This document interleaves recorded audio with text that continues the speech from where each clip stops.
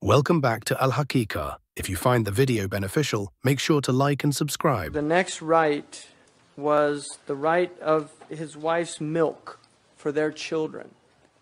That is a haqq that a man has, that his wife breastfeeds her children. It's one of the miracles, I think, of Quran, is the fact that there's such an emphasis on breastfeeding and also on the idea of lineage and breastfeeding affecting that, who you can marry and who you can't. Because we're only beginning to understand things related to breast milk, and I think there's going to be probably more and more eventually understanding why there's that relationship between two children that suckled from the same breast being such an important relationship. And the Prophet ﷺ said, إِيَّاكُمْ وَالْحَمْقَى فَإِنَّهَا تُغَذِّي. Don't use a dull-witted wet nurse because she is nurturing the child. In other words, there's IQ involvement here. And there was a study done in Israel in which they felt there was a strong enough correlation between breastfeeding and IQ in the first year. And they said that every month of breast milk raised the IQ level a point. So a child that had 1 year would actually go up 10 points. Now 10 points, I mean, even though IQs, I think, are limited in what they assess, but generally, I mean, there's a big difference between 10 points in people's abilities to do those type of spatio-reasoning tests that they have. So that's interesting. So that haqq al-irda'a is really important. Now, one of the things the Quran says, وَفِصَالُهُ فِي عَامَيْنِ, 2 years. And generally the fuqaha say you can go beyond that, but it shouldn't be more than 4 months. 2 years and 4 months. Some children have a very difficult time delinking, so it just depends on what the situation is. And you can obviously stop feeding before. The most important period, which no woman should avoid, is those first 3 months, especially the early period where they have the colostrum, which is a very rich first milk. And that the children get antibodies, they get protection from illnesses, and children that are breastfed have been shown to have much lower rates of lung problems, of ear infections, asthmas, atopical skin disorders. So it's really important. Now there are a few reasons why a woman does not have to breastfeed. One is the ulama mentioned a woman of high social standing. The reason for that is in Jahili Arabia, they did not. Women that were wealthy did not breastfeed. They hired wet nurses, and Islam did not abrogate that.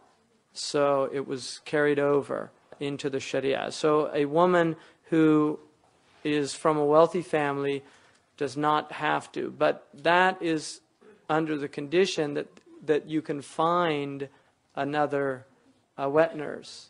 So if she cannot find a wet nurse, then she has to breastfeed.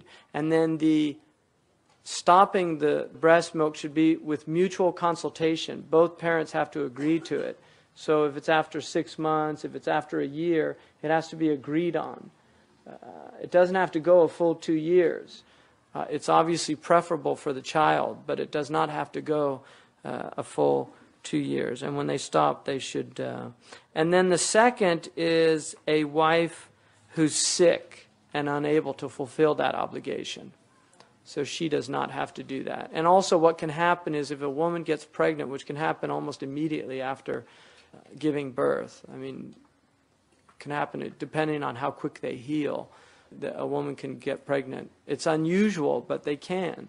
And if she does, what will often happen is the hormone level in the milk becomes intolerant to the child becomes intolerant to it. So they actually don't want the breast. They'll actually refuse it. So that will happen. So if the child refuses, that is also a valid reason. And if her milk is not abundant. So, and there's herbs that can increase milk flow and things like that. And sometimes it takes a little while for the glands to actually start that flow. But generally, a woman should do that. Now, during her iddah period, which is that waiting period of 3 menstrual cycles, she's also obliged to nurse her child.